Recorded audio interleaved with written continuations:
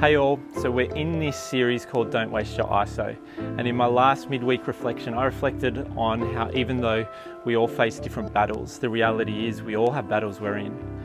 And one of the hottest battles that I've had to face if I haven't wanted to waste this time of ISO is the battle from within. I reflected on how important our mindsets are, how important it is for us to mind our minds.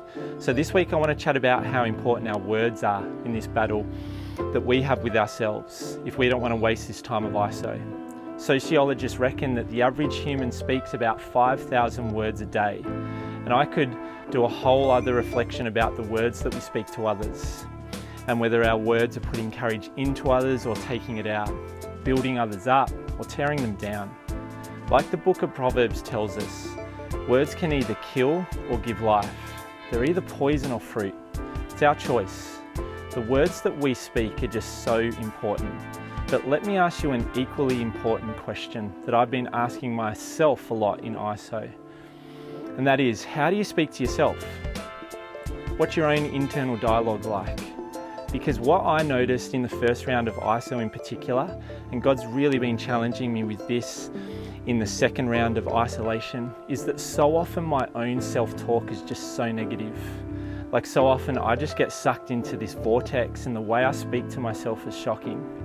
I talk to myself in a way I would never talk to anyone else. And what was happening in the first round of ISO was that the more I spoke to myself like this, the more I started to believe those things about myself. Those negative words changed my perspective. It changed my reality. The words I was speaking to myself were poison. They were not life-giving. Negativity does that. Negativity begets negativity. You get more of what you focus on. So in this second round of ISO, I've been challenged to not be a critic but a coach with my own self-talk. And I would encourage you to do the same if you don't want to waste your ISO. Coach yourself with words that are going to create an environment where life can flourish. Speak the good news to yourself. Speak words of faith when your life circumstances are screaming the opposite. Because the truth is, the words that you speak to yourself create atmosphere. And that self-talk can either be full of life and faith or full of lies and negativity. And just like the thoughts and themes of our mind, the words that we speak, the words that you speak to yourself will either lead to actions that unlock the life God created you to live, or a life He never intended you to live.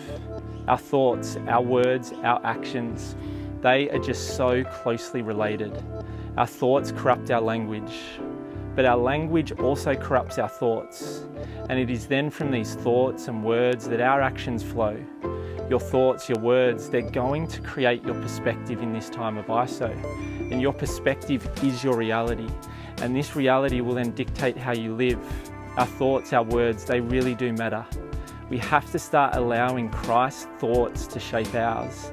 And we also have to allow His words to shape our own self-talk. And when we do this, our perspective will change, our reality will change, and our experience of this ISO will change. I want to leave you with this question. What do you put after the words I am? If they're words of negativity, get rid of them and replace them with what God thinks of you. Have a rad week, legends.